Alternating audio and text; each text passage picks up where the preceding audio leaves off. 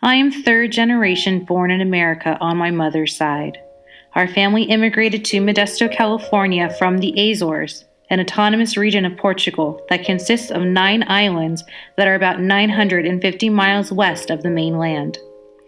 I come from a large family, most of which still live in Modesto. However, I feel a sense of loss for my Portuguese heritage. My grandparents, like many immigrants, faced discrimination due to their status. They struggled because Portuguese was the dominant language spoken in their homes, but through hard work, they were able to overcome the prejudice they faced.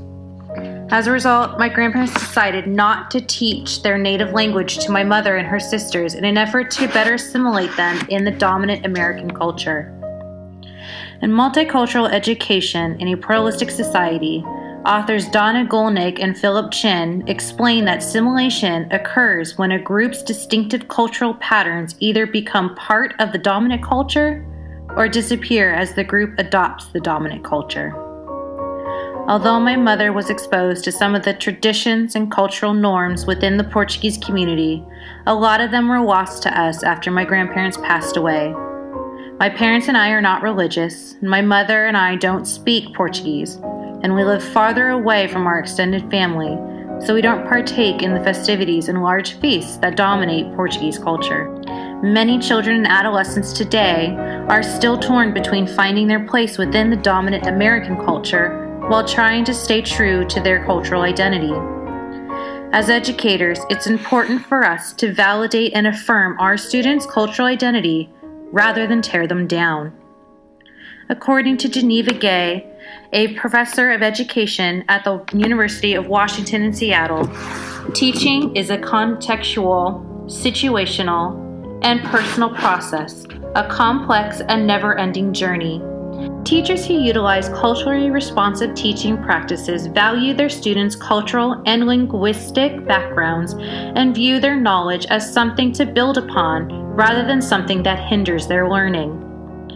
Culturally responsive teachers recognize the importance that students be taught to be proud of their ethnic identities and cultural backgrounds, instead of being ashamed of them. Therefore, culturally responsive teachers teach the whole child, rather than just their intellectual or academic side. As a future educator, culturally responsive practices will be continuously integrated into my teaching by providing my students the opportunity to not only express their cultural identities and experiences, but also to explore and learn about a side of their identity that, like mine, may not have always been explicitly encouraged. Forrest Parquet, a professor at Washington State University, defines cultural identity as an overall sense of who one is, which includes one's age, racial identity, exceptionalities, language, gender, sexual orientation, income level, and beliefs and values. As a future educator, I will strive to provide a safe and supportive environment for my students to express themselves, to learn, and to grow within the community. It is my duty to guide my students to their own successes and prepare them for the rigors of college, career, and citizenship. It is important that students develop successful academic, social, and emotional learning through positive relationships, both with me as their teacher, as well as with each other.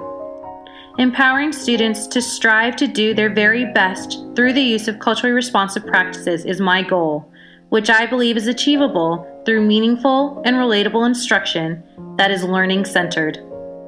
As an influential person in the lives of young minds, it's important that I actively acknowledge and put aside any bias I may have in order to support my students with their individual needs to succeed in school and in life. As educators, we must rise above the stereotyping of our students and focus on the whole child, a notion that has proven difficult for some teachers, and one that I have experienced personally. My junior year of high school was a turning point in my academic career. I had been struggling with one of my classes all semester. But when I approached the teacher to get some advice on how to improve my grades, he refused to help me. He said that I wasn't worth his time because I would never understand it. I took his words to heart and became lost.